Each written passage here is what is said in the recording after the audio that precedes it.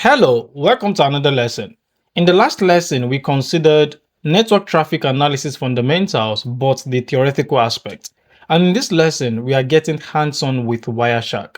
We are going to capture live traffic, apply filters, analyze packets, and reconstruct network conversations. This is where packet analysis becomes real. So let's dive in. And as usual, before you can do this, you have to be running on an operating system, most especially Linux, because I want to use Linux. But you can as well set up your Wireshark on your Windows system. It's not a problem. But I will be using Linux and I will advise you to. So if you have Kali Linux, Ubuntu, or any of your preferred Linux distributions, you are good for this demo. So let's get started. The first thing we want to do is to launch Wireshark. And to launch Wireshark, because it is already pre-installed inside Kali. So to launch it, you just need to type Wireshark, like sudo Wireshark, and you launch it. Then you type in the password. And now you can see the screen showing available network interfaces. And each interface represents a network connection like Ethernet or Wi-Fi. So I'm going to select any. I can select Lubbock as well. That is for the local host. ETH0 is for your Ethernet connection. And any is just for any connection. So I can select this any and double click on it and then click OK here, and the scanning would start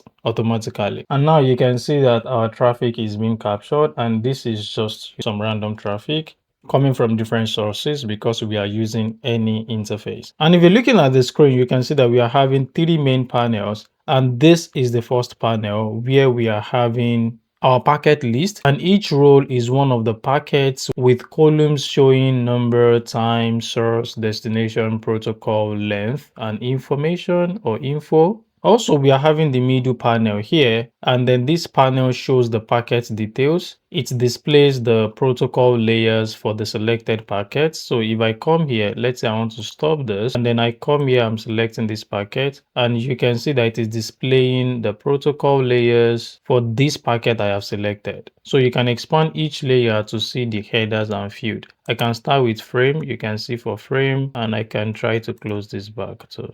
So I can come here and click on Linux. I can come here, click on Internet Protocol version 4, and click on the UDP, which is the user datagram protocol. And this can change depending on the type of packet you've clicked on. So if I clicked on TCP and then I come here and close, you can see that this has changed to TCP. But if I click on DNS again, because DNS uses UDP, which is port 53, you can see that it has changed to UDP, which is the user datagram protocol. And the last panel is the one here, which is the one that shows the packet bytes. So if you look at this, if I click on any of the packets, you can see that I'm seeing the bytes here. So I can click on another one. You can see that I'm seeing 141 bytes. You can see that it is changing. So I can close this again. And if I click on another layer here, you can see that the bytes too has changed. If I click on another one, you can see that the byte size has changed again. So this is just the raw hexadecimal and ASCII representation of the packets. So to start capturing, what you can do is to click on this blue thing, and then you can see that it's asking me that do I want to continue without saving, or I want to save this first. So I can say continue without saving, and then it's going to start the capturing again. And if I want to stop it, I can just come here and click on this red square, and then it's going to stop.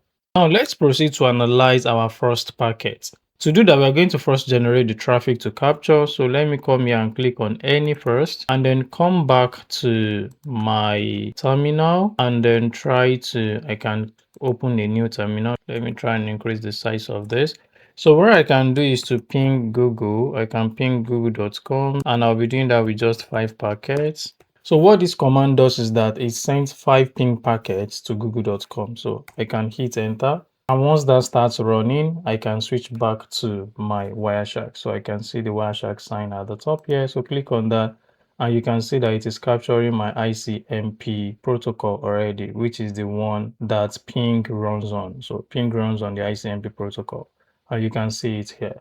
If I should check again, that should be done running, and I can come here and then stop capturing. After I've stopped that, you can see the packets I've been able to capture.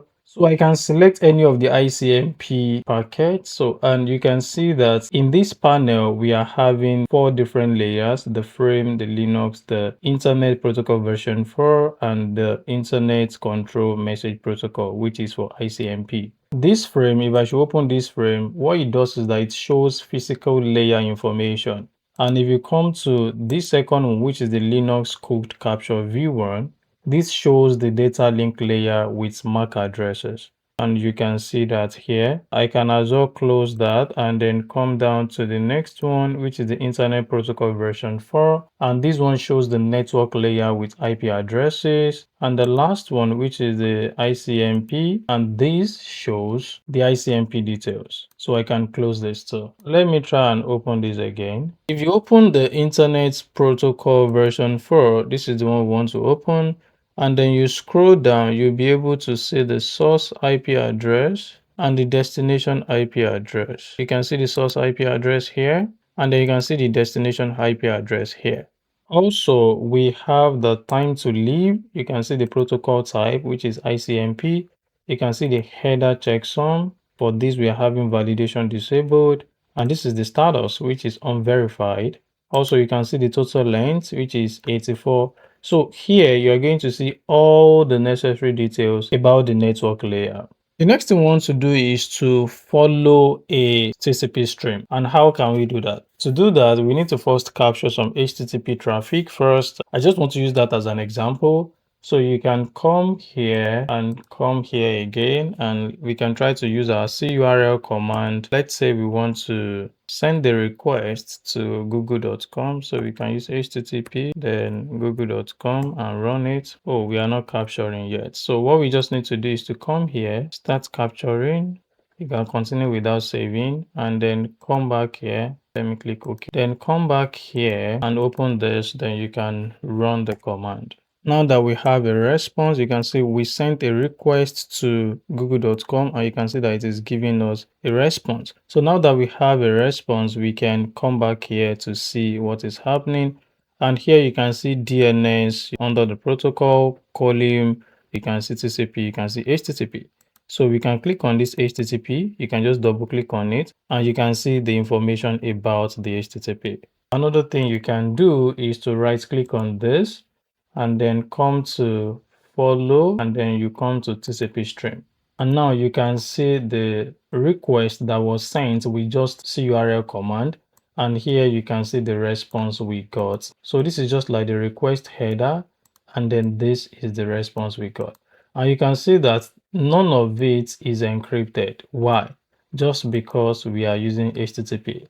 I think we are using HTTPS. This is going to be encrypted. You're just going to see some information or some nonsense or scrambled data that you cannot understand.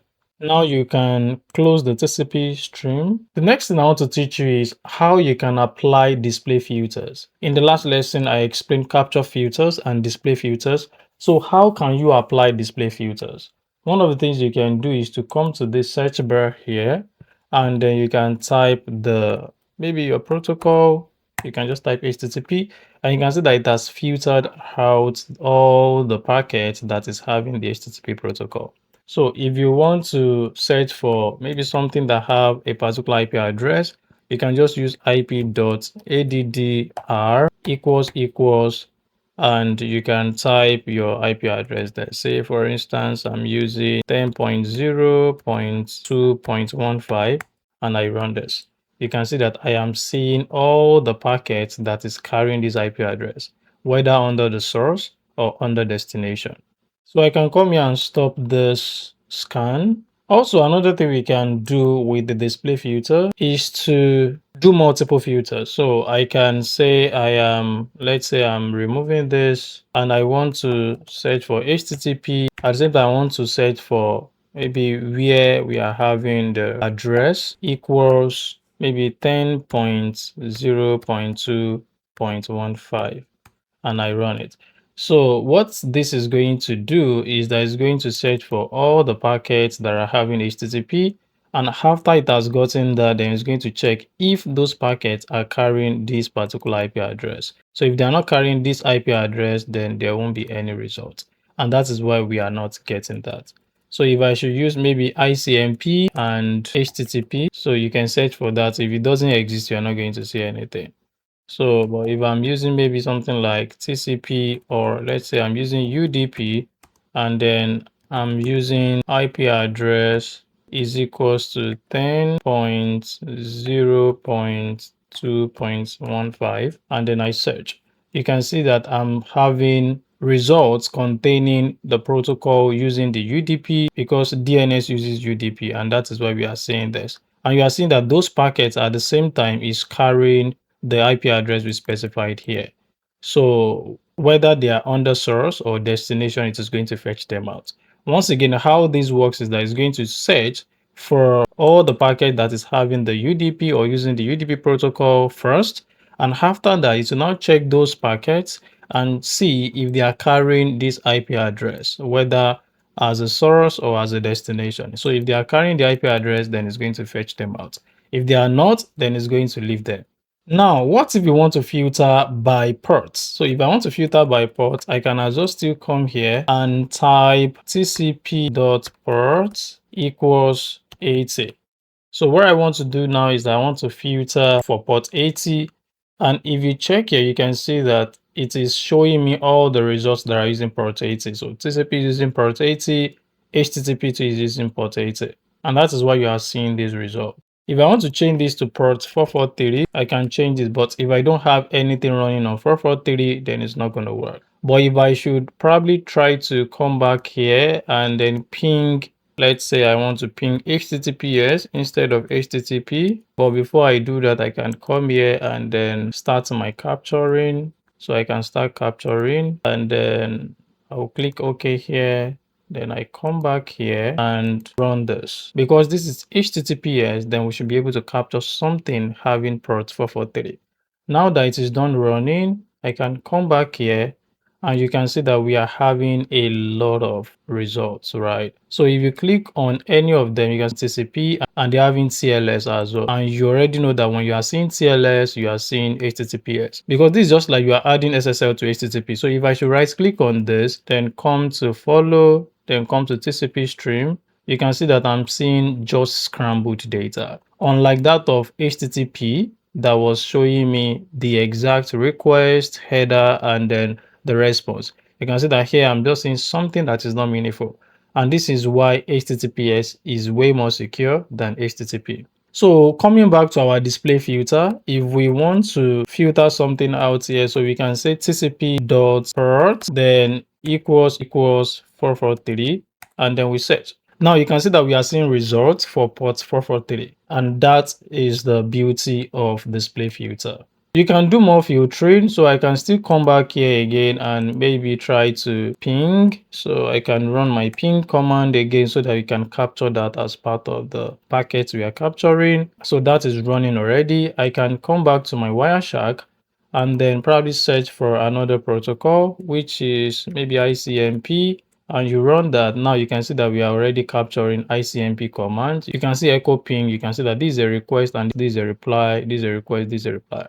And if you count it, 1, 2, 3, 4, 5, 6, 7, 8, 9, 10. That means that we are having 5 requests and 5 responses. And if you come here again to see the number of packets that we are using, you can see that we are only dealing with 5. And that means that Wireshark as well captured 5. So you can search for more protocols such as DNS, and since DNS uses UDP, so the result for DNS and UDP will still be similar. So you can see that we are getting results for DNS, so you can search for UDP as well, and now you can still see that they are having the same results because they are using the same protocol. So you can search for just TCP and you're going to see all the packets that are running on TCP. So the TLS is running on TCP. So you can search for many others. Another one is SSH. But if you have not captured any packet that has to do with SSH, you might not see that. So you can see that we are not having anything that has to do with SSH. So that is how you can filter by protocol, filter by ports, and in general, how you can use the display filter. Also, aside from display filters, we have the capture filters. And the capture filters work when you want to capture something, right? When you want to capture your packets, that is when it works. So you can set your filter before you start capturing. And what it will do is that it's going to limit what packets are captured. How can we do that? Let's stop the one that is currently running. We can now come to capture here and come to start. But before you start, you will be able to see an option here. Can you see?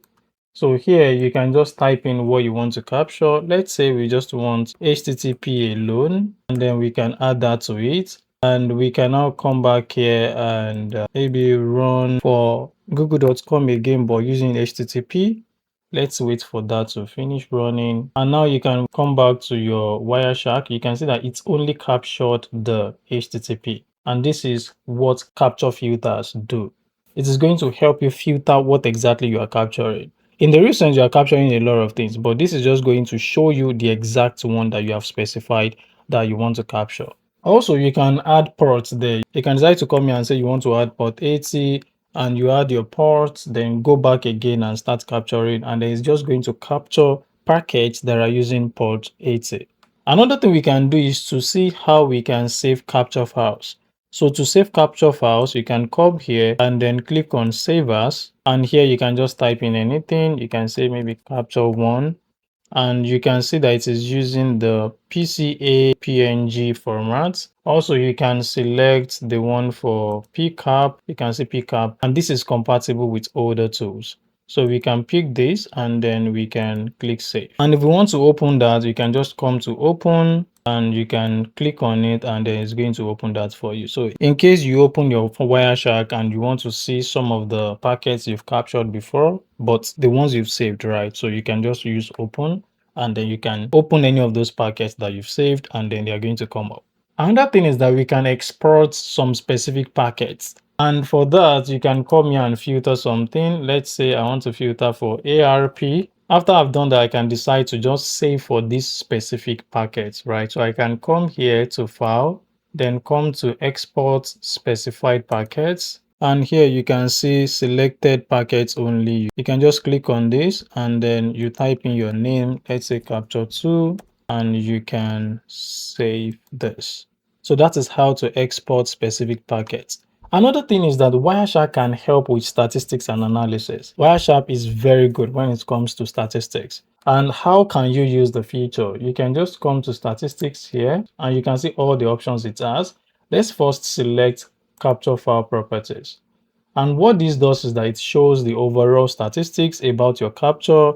It tells you the number of packets, the capture duration, the average packets per second, and every other information. You can see the average bytes and others. You can close this and you can come to statistics again and come to protocol hierarchy. And what this does is that it shows a breakdown of all protocols captured with percentages. And you can see the percentages here. You can see the percent bytes here. Also, you can see the percent packets here.